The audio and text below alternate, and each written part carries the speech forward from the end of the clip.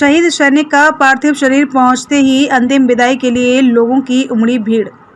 कासगंज सिक्किम में बादल फटने की घटना में शहीद हुए सैनिक राघवेंद्र कुमार सिंह का पार्थिव शरीर आज सेना के जवान उनके घर कासगंज लेकर पहुंचे, जहां उन्हें गमगीन माहौल में सलामी देकर उनका अंतिम संस्कार किया गया।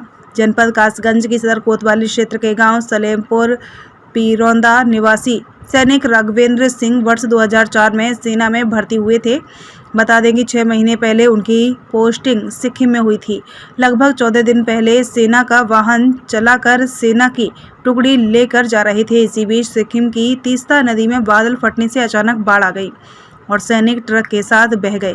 धीमे धीमे तमाम सैनिकों के शव मिले, लेकिन सैनिक राघवेंद्र लापता थे। उनकी तलाश में सेना सर्च ऑपरेशन चला रही थी। कड़ी मशक्कत के 13 दिन बाद सैनिक राघवेंद्र का शव मिला। शव मिलने के बाद उनके घर में कोहराम मच गया। जैसे ही यह खबर उनके गांव पहुंची, वैसे ही पूरे क्षेत्र में गमगीन माहौल हो गया। वहीं सेना के जवानों द्वारा आज शहीद राघवेंद्र का पार्थिव शरीर कासगंज के गांव सलेमपुर पीरोंदा लाया गया, जहां उनके अंतिम दर्शन के लिए लोगों का हुजूम उमड़ पड़ा। सैकड़ों की संख्या में लोगों ने गांव पहुंचकर श्रद्धांजलि दी। आगरा से आए सेना के जवानों ने राजकीय सम्मान के साथ शहीद राघवेंद्र को अंतिम सलामी दी। उसके बाद 6 वर्षीय बेटे जगत प्रसाद ने पिता के शव को मुखाग्नि दी। माहौल पूरी तरह गमगीन बना रहा। परिवार के लोग भी रोते बिलखते रहे। बच्चों का भी रो रो कर बुरा हाल था। वहीं गांव के लोगों को सेना के इस जवान पर गर्व महसूस हो रहा है। क्षेत्रीय सांसद, विधायक सहित आला अधिकारी रहे नदारद। बता दें कि जहां आज सेना के जवान शहीद राघवेंद्र सिंह का पार्थिव शरीर उनके पैतृक गांव सलेमपुर पीरोंदा सेना लेकर पहुंचे, तो गांव के लोगों के साथ साथ क्षेत्रीय जनता भी उनको श्रद्धांजलि देने पहुंची। वहीं कासगंज जनपद के क्षेत्रीय सांसद राजवीर सिंह उर्फ राजू भैया, कासगंज विधायक देवेंद्र राजपूत सहित कासगंज डीएम एसपी ने उनके गांव तक पहुंचने की जहमत नहीं उठाई। मैं सलेमपुर पीरोंदा का रहने वाला हूँ। अच्छा।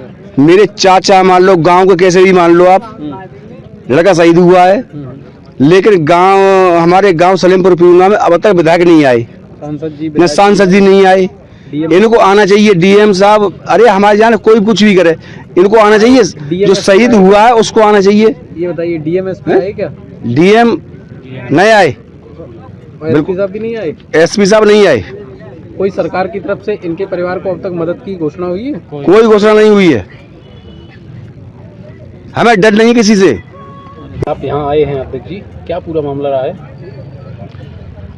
आज हमारे क्षेत्र के हमारे बहुत ही नज़दीक अनुज राघवेंद्र कुमार जी, जो सेना में सिक्किम में तैनात थे और देवी आपदान कारण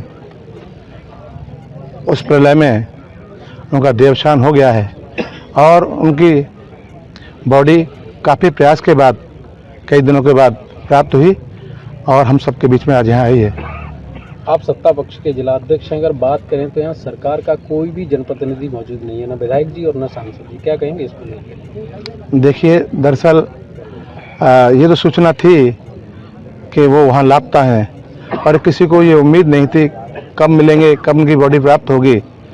तो जैसे पार्टी के कार्यक्रम होते हैं, हमारे जनप्रतिनिधि दोनों माननीय मुख्यमंत्री जी से उनकी मुलाकात थी, उन्होंने वहाँ बुलाया था, वो वहाँ पर हैं। माननीय सांसद जी को मालूम पड़ा है तो शायद वो कल यहाँ आने की बात हुई है, वो कल यहाँ पर आएंगे। और मैं नहीं समझता कि सारे जितने भी हम लोग हैं, पार्टी के लोग हैं, सारे लोग दुखी हैं, क्योंकि एक क्षेत्र का और दूसरी बात कहाँ कोई अपना प्रिय जाता है, दुख तो होता ही है, पर हमें गर्व इस बात का है कि हमारे क्षेत्र का एक वीर बहादुर सपूत देश की सेवा करते हुए बलिदान हुआ है। तो इसमें सारे लोग आएंगे और यहाँ उपस्थित रहेंगे और अपनी टानल सुनाएंगे परिवारजनों को आकर। बलिदानी के परिवार को अब तक राज्य सरकार की ओर से कोई मदद की घोषणा नहीं हुई, आप क्या पैरवी करेंगे इनकी तरफ से? देखिए, जब किसी को शहीद कहा जाता है तो उसकी एक प्रक्रिया है, तो उसको सारी सुविधाएं दी जाती हैं जो सरकार के मापदंड हैं, और हम यही कोशिश करेंगे अगर उनको ये दर्जा दिया जाता है तो उसी के अनुरूप सारी